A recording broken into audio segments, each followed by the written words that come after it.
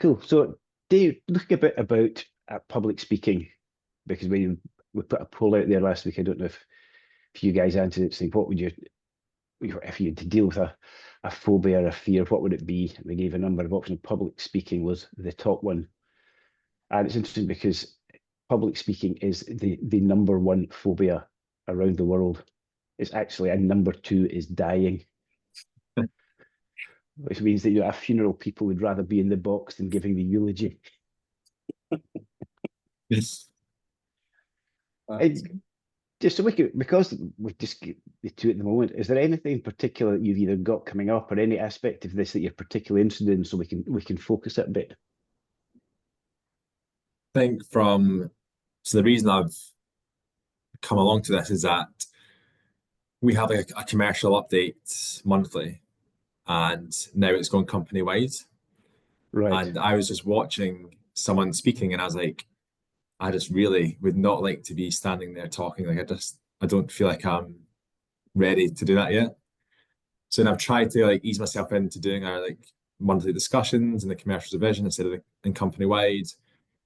And I'm trying techniques like trying to breathe, I'm trying to like stay relaxed, but there's always a battle with anxiety before stepping up that I'm just like, how do I know I probably can't get rid of it, but it'd be nice to manage that a bit better. Yeah. Cool. Now we'll do a couple of techniques today. I'll do this some fairly practical stuff because I don't get a chance to read any of my background, but I spent time as a stand-up comedian as well, so I battled with that. Either you're standing in the wings and you're thinking, shit, what's going to happen? Yeah. I so let me pop. I've got not many slides, but I'll pop up the ones that I do have. Right now, I've got to manage to lose everybody.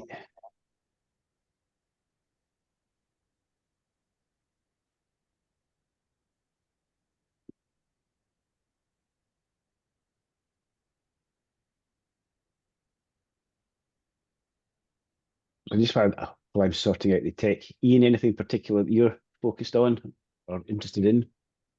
Well, I think Fraser said so, I think pretty accurately, similar sort of feelings actually. I mean, I still get, I think it's more the anticipation and the fear of having that anxiety hit me during presenting or just before. That fear sort of breeds its own anxiety. And then you sort of almost have to avoid that situation. And then it's sort of a bit of a cycle. People have said to me, you need to prep more, and I get that, but sometimes the anxiety gets so bad that you can't prep, because you're avoiding the prep, and then Yes. it gets longer and longer. That's sort of that tail. Yeah. Cool. Well, I'll do the quick recap we always do. What the series about is just the fact that success is not an accident, and it's ways of thinking and acting, and it's all around the mental programs you run. As public speaking isn't anything else. There will be something somewhere in your life that's made you think public speaking is something to be feared and something to be avoided, and that's now in your subconscious, which is why these anxieties are coming up. And we'll look at it today. It's how can we help you either reframe these or remove these. Clearly, it's just we've got a fairly short session, and most people who I've spoken to about are treated for fear of public speaking. We've sorted out in either one or two sessions, but they've been probably more focused on this. But what the overall series is about is just helping people develop capability in the mindset, just to overcome the limiting beliefs and mental patterns that are holding them back, and then develop the habits of high performers. What we're going to do today, look at how do we reframe it, and the mind-body connection, which is actually very powerful, and in my stand-up was the thing that I found the most beneficial. And we'll do some NLP, which is how do we change the recipe of your fear or your anxiety. And we'll do a rewind technique, which is also known as the Fast Phobia Cure, which depending how happy you are or otherwise, we can either do it as hypno or just as a visualization. I'll leave that up to you. I'm not going to force anyone to be hypnotized if they don't want it. we'll see how the time's going. There is one other thing that we may try and squeeze in, but time might be a bit tight with this. Reframing it in your mind, the neurons that fire off that give you the anxiety are actually the same ones that fire off when you're excited about something. So the first thing to do is to think, actually, reframe it as excitement. So you don't think, I'm anxious about looking at a fool in front of my boss as I've losing a thing. I'm actually quite excited about being able to show what I can do. This is my thing. This is a great opportunity to go out and impress people with what I can do. This feeling is excitement, and almost welcome it instead of saying, "Oh no, this excitement's going to hold me back." Say, "This anxiety is going to hold me back." You say, "Oh, hello, excitement, old friend. You're really going to help me get through this. This is what I do. You're going to drive me forward with this opportunity to impress people with what I know, what I can do." And particularly if you have prepped, that excitement will take you on. The prep will see you through. You'll get into the zone of being excited, and the fact that you've rehearsed or prepped almost becomes subconscious. So that's the first thing, is to say, how can I reframe it? Think, well, within my body, the chemicals that are released are exactly the same as if I was excited. So let's just reframe it as excitement. This is my opportunity, and I've got to take it. Now, the mind-body connection is an interesting one, because I've never had anyone come in here to do anything when they're hunched forward going, "I'm feeling really confident, Donald." But so your mind can make your body react in certain ways. People who are feeling nervous, people who are feeling anxious, tend to close in themselves. Their shoulders will hunch forward, their head will drop, their shoulders will go back. For example, the same way if I asked you to imagine biting into a big juicy lemon, you might get a tingling in your mouth because your mind is starting to affect your body. But the reverse is also true, that what you do with your body can convince your mind something else is happening. And that's the basis of a lot of the fake it till you make it. So if before you're going to do your talk, you stand up straight, imagine there's a string out the top of your head leading to the roof, put your shoulders back, almost adopt a power pose. So when I was doing the hip, I'd either have my hands behind my head or on my hips, feet apart, shoulders back, do the reframe at the same time and say, yeah, this is what I do. This is my audience. That your mind says, oh, he's behaving as if he's confident. He must be. And I also did a few stretches, like just quad stretches, up on my toes, so the blood was moving around my body. And so when I was doing the stand up, that was the thing that made the biggest difference. For 2 minutes before I went on stage, really put my physiology into a position of confidence, and my mind followed. I've got a quick question there, Yeah. Donald. I've done a public speaking course a while ago now, and I think it was like a slightly different approach to public speaking. And they said that you can fake it till you make it to an extent. But if you are faking it every time that you're preparing for that speech, you kind of start from scratch. Whereas if you get to a certain level and get used to it, I guess that you don't have to fake it because that is how you actually feel. Is that right? Or what do you think? Yeah, that's right. But the more you do it, the more your mind will say, well, this is what he does. This is just something that's ordinary. And you won't have to think, I've got to consciously move out of this nervous pose. Your body will say, well, your unconscious mind, so this is what he does. And but that's the till you make it bit. Because the body mind connection will just keep informing each other. And the more you're like that, the more your unconscious mind will say, well, I don't need to protect him anymore. I don't need to make him hunched up and defensive because he's confident in this, he's happy in this. No, yeah, it makes sense. Yeah, because it's all, I think, I probably mentioned at the beginning, it's something that's in your unconscious mind that makes you think this is dangerous. And your unconscious mind's primary role is to protect you. So when you're going to speak, it says, uh-oh, I think this is dangerous. I've got to protect them. I'll get him into a protective position. I'll make him anxious so he's got the flight, fright, freeze mechanism in place. When you can overcome that then the subconscious mind doesn't kick into its defensive mode. It just says, this is what he does. Let's just get on with it. I'll relax till the next thing I've got to worry about.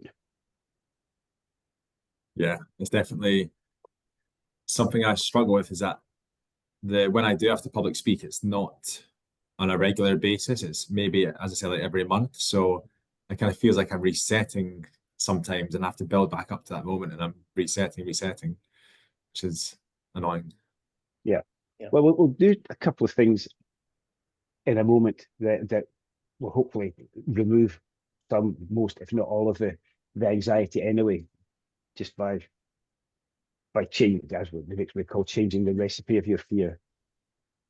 The other thing you mentioned it already, Fraser, is deep breathing, and I've heard 4 or 5 different versions of the best way to breathe, and there's whether it's box breathing, which is breathe in for 4 or 5, hold for 4 or 5, breathe out for 4 or 5, and just do that, or whether it's 3, 5, 7 breathing. But the one thing that shows that if you breathe out for longer than you breathe in, then your body relaxes and your mind relaxes, because breathing in stimulates your vagus nerve, which gets you all anxious. Breathing out calms it down. So imagine if you're getting stressed, or if a dog was coming to attack you, start breathing in really quickly, get the oxygen in, and your anxiety, your flight or fright mechanism would be stimulated. As you breathe out, that the I can't remember what it's carbon monoxide leaves your body, which causes it to relax. So as you do the power poses, now reframing it, plenty of deep breathing, at least the same out as in, if not more out than in. And I also it's also helped just to do a few vocal exercises. The one that either you're humming from deep in your chest or deep in your stomach, or the other one that I found again helped was, and it sounds a bit silly, you just stick your tongue out as far as it will go and say your name and address over and over again. And that gets these talking muscles at the back of your mouth going. And when you're speaking, always talk when you're speaking, always breathe out as you speak. It's actually very difficult to breathe in as you speak. But when you're nervous, you keep talking, and suddenly you realize I haven't taken a breath for a minute, I'm going to pass out, but you don't want to stop. So you start talking while you're breathing in, and then you think, oh, this sounds terrible. And then you get back into the spiral of anxiety. Yeah. Yeah, that's absolutely right. You keep topping up your breath without breathing out. Yeah. Yeah. And some of it in particular, if you get the chance to, you prepare in advance, certainly again doing the comedy stuff, I would say this and this, breathe. So you're building in naturally. Yeah. Because otherwise, and it's easy to do. I've done it, and I'd be lying if I said I still don't do it sometimes. Like you just keep talking while you've got the audience, and suddenly you think, I haven't breathed for a while. Then you try and breathe in, it takes you so long, take your breath in, you think, oh no, what's going on here? Right. Any questions so far? That's just some quick practical stuff that we did. Any more thoughts, any more questions? I think that practical stuff is really helpful. I think it's certainly becoming more common now, but the fact that people aren't willing to almost share this vulnerability makes this whole thing into a bigger thing than it needs to be. It'd be so nice to know, wouldn't it, that most people have this sort of issue, but people hide it, and some people hide it so well, that we all think, well, is it just me? And then that adds to the fear, in a sense. Yeah. That way, as you guys know, I think we've covered it in the session of communication, where we said when you're communicating, even if it's giving a presentation, I think how you look and how you're standing, how you're holding yourself has the 78% of the influence on the audience. Right? How you say things has, I can't remember the exact numbers, but it's 20 odd percent, and only 8% is actually what you say. So if you're holding yourself well and speaking confidently, and your voice is good, the chances are you're carrying the audience, because only 8% influenced by what you're actually saying. But that's probably what you're focused on, because you think, I've got to really pass my knowledge over. Yeah. Bizarrely, what I find helpful is a microphone, because you don't have to force your voice through so much. So you often get that Yes. response back straight away, and then that sort of Yes.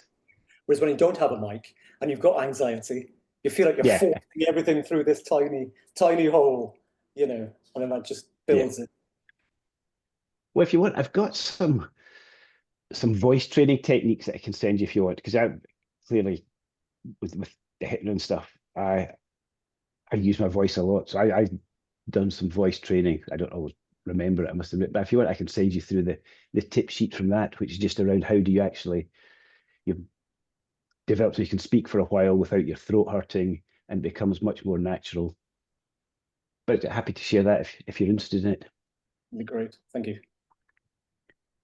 Other thing, just another that someone told us, if you're doing a presentation and you're standing up there, stand so the screen is on your left, because people read from left to right. So they want to be looking at you and then reading across the words. So everything starts with you rather than ending with you.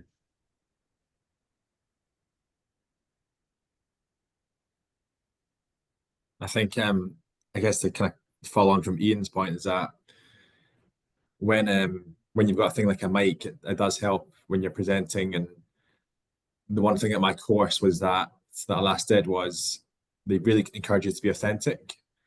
And Yes. that kind of excitement comes because you're like authentic and you're relaxed being yourself. I always struggle to see that in the workplace because people at work don't want to see me swearing when I'm speaking and presenting and putting a bit of fun into it sometimes.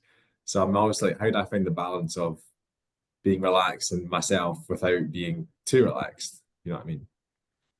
Now I would always say go as far as you can to be authentic, because that way it takes more anxiety off you, takes more pressure off you. You can decide whether you're reading the room, whether it's swearing is culturally appropriate or not. But certainly, the more you can be relaxed, I would always introduce humor to it, even if it's just light, even if it's just to start with a bit of humor, because that relaxes everyone.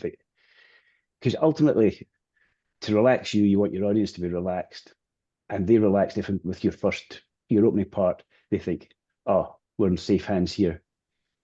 And then they'll sit back more and say, let him get on with it. I'm not going to judge how he's speaking now. I know I'm in safe hands. Let's get on with the content. Yeah, no, makes sense. Cool. Oh, what we'll do now, it's a neurolinguistic programming technique called submodalities.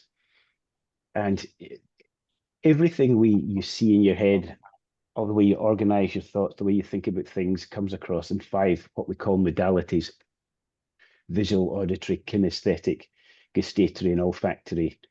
So sights, sounds, feelings, tastes, and smells. We can probably leave tastes and smells aside at the moment.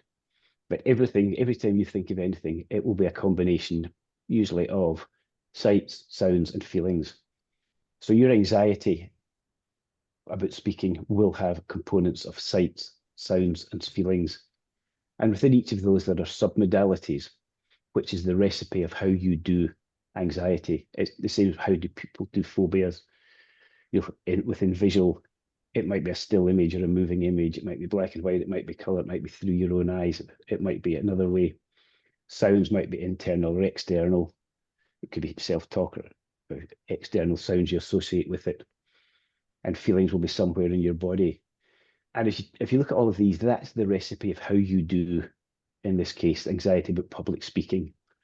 So what submodalities does is we go in, we try and recreate the feeling, and then say, okay, let's look at those submodalities, see how you do anxiety, and let's see if we can adjust the recipe in the same way that if you were baking a chocolate cake and it wasn't rising the way you wanted it to rise, you go into the recipe and say, do I add a bit more flour? Do I take out a bit of chocolate?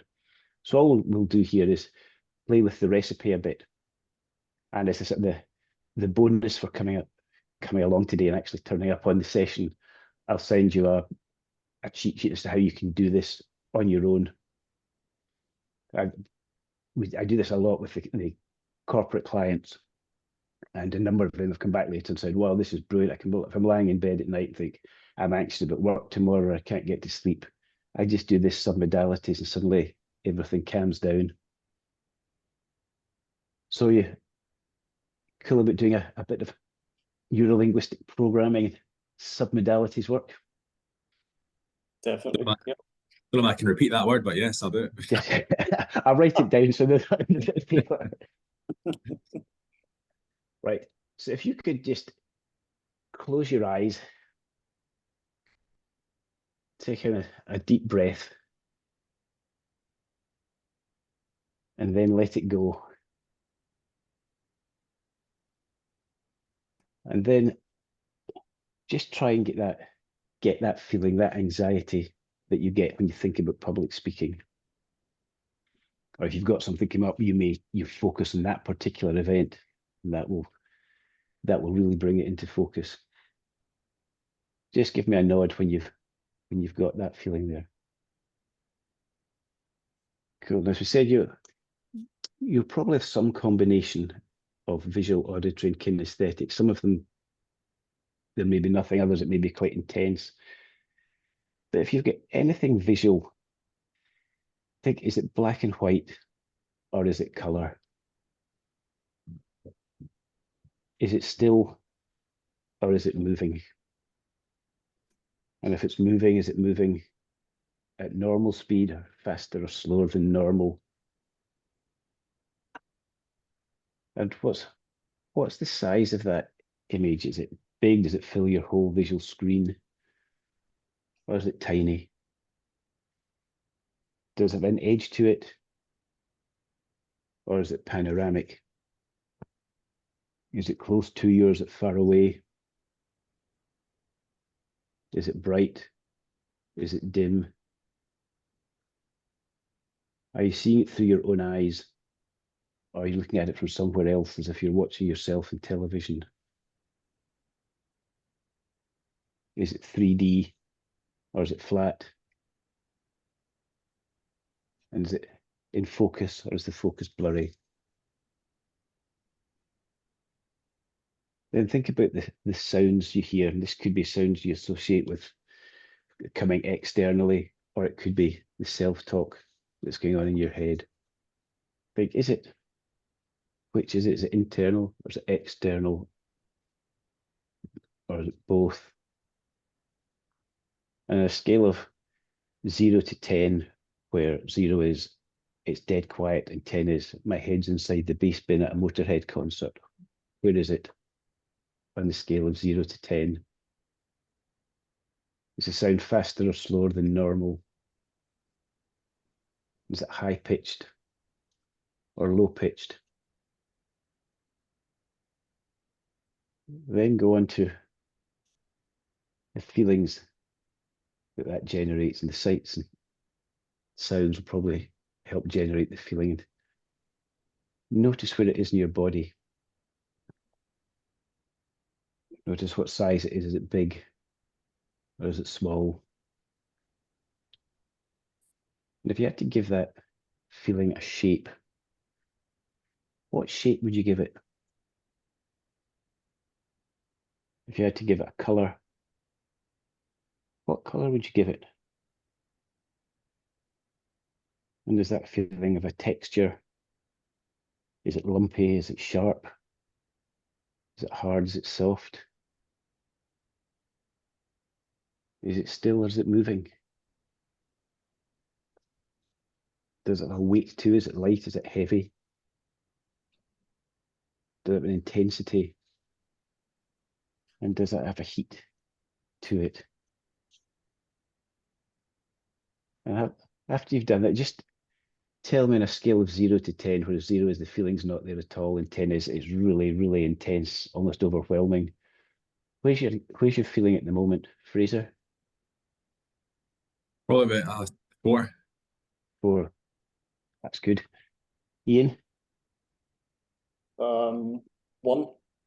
1. That's good. You guys are in good shape. Right. But now let's go back and look at the pictures again. If they were colour, make them black and white. Even make them sepia like an old Wild West photo. If they're moving, Make them still, just like a snapshot. And then half it in size. Half it in size. Half it in size again. Put an edge to it or a frame around it. And then step outside it so you're looking in at it as if it's a picture of you. If it's 3D, make it flat. And you can make it go a little bit blurry. Half it in size. Half it in size. Half it in size again, then move it down to the bottom of your right hand visual screen and just pop it into the waste bin and put the lid on the waste bin. On the sounds that came with it. If it's fast or slow, if it's fast, just slow it down to normal or even slower than normal. Then the volume, take the volume knob and turn it down. We'll assume your starting point was a 10, wherever it was, but just turn that volume down from a 10 to a 9 to an 8 to 7, 6, 5, 4, 3, all the way down to a 2, then a 1, then a 0. So it's just a zone of silence.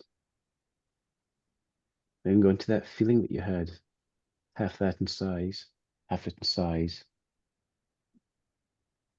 Change the color to a light blue or a light yellow, whichever you prefer. A nice soothing color. And the shape it's got, just change it to a ball, then to a flat disc, then half that in size, half that in size again. If it's moving, just make it still. In fact, if it was spinning, you can make it spin in the opposite direction.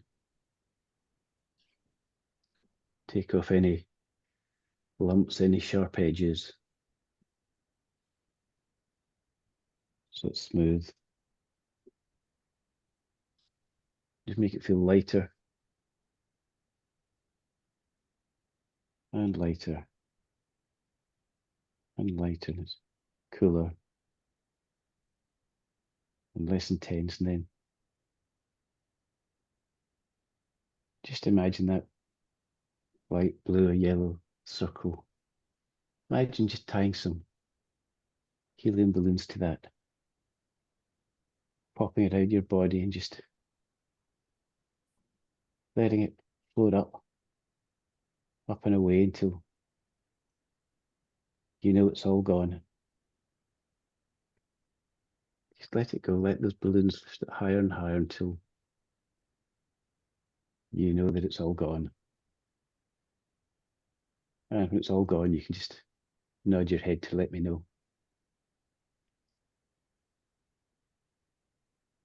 Good. Now going back to the scale of 1 to 10 that we had, where 1 was it's hardly noticeable and 10 is it's overwhelming. Where are you now, Fraser? 0. Ian?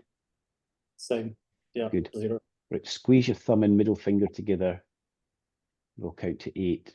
1, 2, 3, 4, 5, 6, 7, 8. Now you can try and get that feeling back and find that you cannot. And then you can open your eyes and come back out.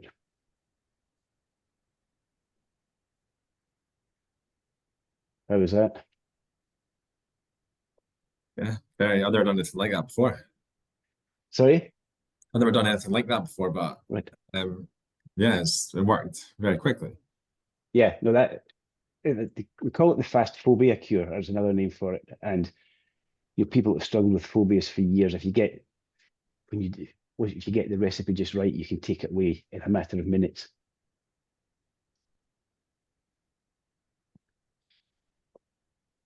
Cool. So now I've got about 10 minutes left.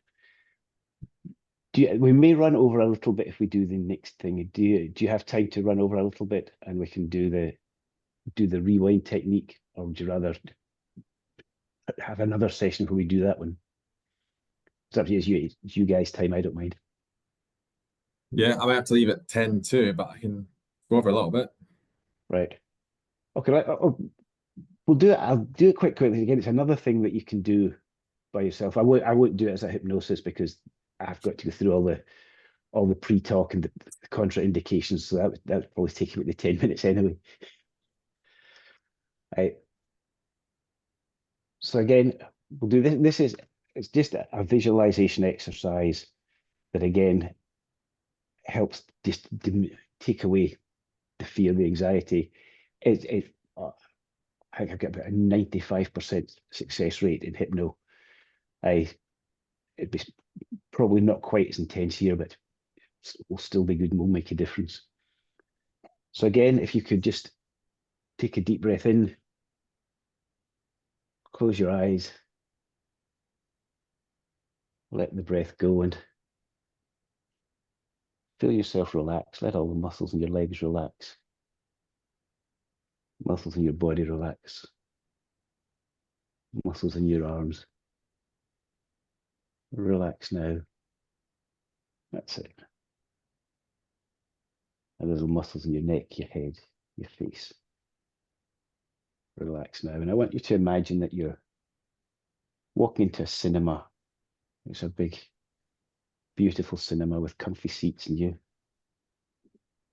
go and you sit in one of the seats wherever you want to.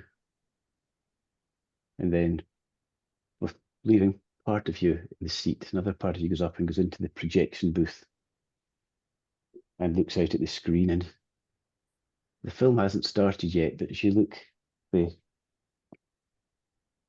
image that's on the screen is the first frame of you getting ready to go and do a bit of public speaking. It might be a presentation to the board, it might be talking to a conference.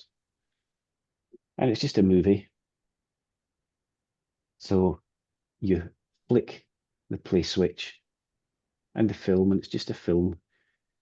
You see yourself getting ready, preparing for the speech, getting ready to go into the room.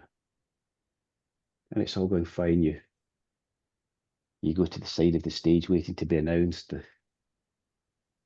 or the end of the boardroom, and then it's your turn as you walk up on stage and everything's great, everything's going brilliantly. Feeling confident, feeling calm, relaxed, confident, ready to engage with the audience. Get up there and everything goes perfectly. Your voice is great, your posture is great, you land your messages, you remember the words, everyone is very appreciative, notes all your points, and you get a big round of applause as you walk off for having done so well. And you go to the side of the stage and think, that was a job well done. Now, second, I'm going to make this sound. When I do that, you will rewind that movie very quickly, right back to the beginning. Here we go. 3, 2, 1. You're back in the projection room. And again, it's just a movie. And you hit play, but this time, everything's in a cartoon world. So you're preparing in your cartoon office with your cartoon bits of paper, with your cartoon script on it. You walk into the cartoon meeting room or the cartoon theatre. Notice all the cartoon people sitting there with their silly costumes, their silly hats, silly shoes, silly faces on. You walk up onto the cartoon stage, still feeling calm, relaxed, confident. You stand in the cartoon stage and give your presentation, give your speech to the cartoon audience. You remember all the words, your posture's great, your intonation's great, and the cartoon people love it at the end.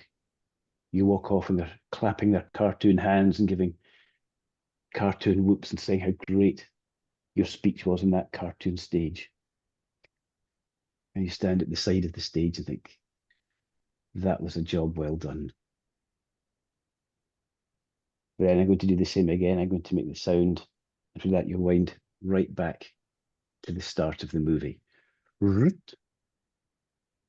back to the start of the movie. You're in the projection booth watching it, and it is just a movie.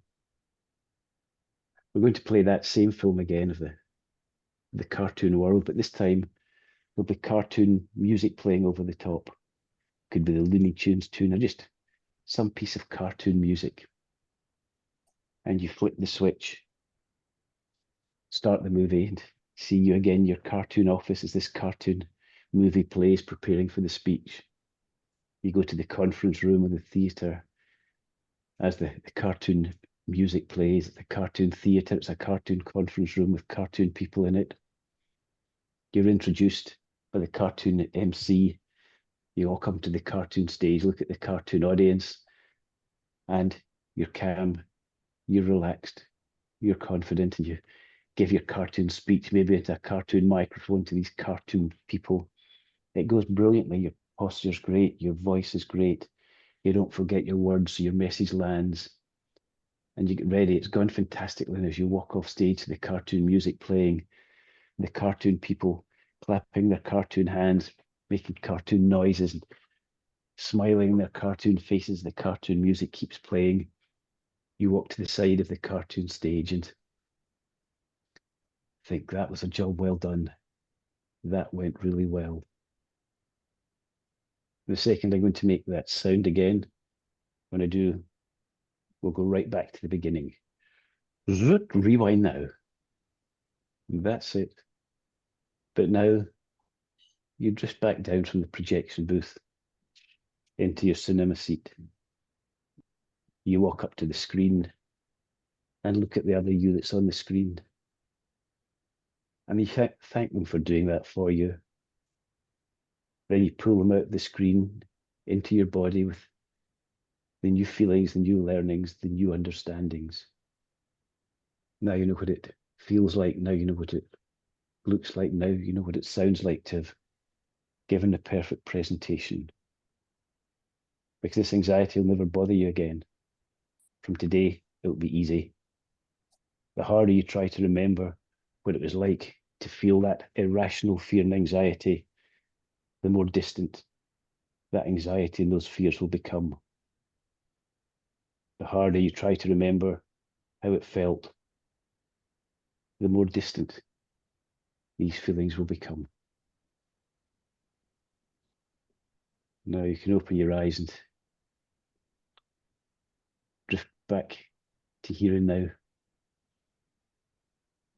How was that? Yeah, it was great. That was Yeah. great. Yeah, it's very good. So we raced through it a bit, but we good. Cool. So I think, yeah, there's another thing we don't have time to do, but would it help to do another session in this where we can introduce another technique and maybe do that a bit deeper? I'm very open to ideas for future sessions. Yeah, I think so. Out of interest, so these, what we're doing here, is that meant to be long lasting or just for? No, that would be long lasting. Yeah. Yeah, and if you think it's going, do the action you did when you put your thumb and forefinger together and held for 8 seconds, that should anchor the calm feeling. So if you feel it coming on again, use that anchor and hold it, and you'll get that feeling back. Nice. I'd be keen to do another one, yeah. Yeah. Cool. Well, Totally. we'll get one sorted out. Good. Well, we're slightly over time. But any questions, any thoughts? Well, So I guess before ever speaking again, and we kind of feel that our nervousness, anxiety, yeah. if we pinch our hands at this, it will help us to remember that Yeah. that's what I experienced now. Yeah. And see, I'll send you that basically the way of doing that submodality so you can do it to yourself.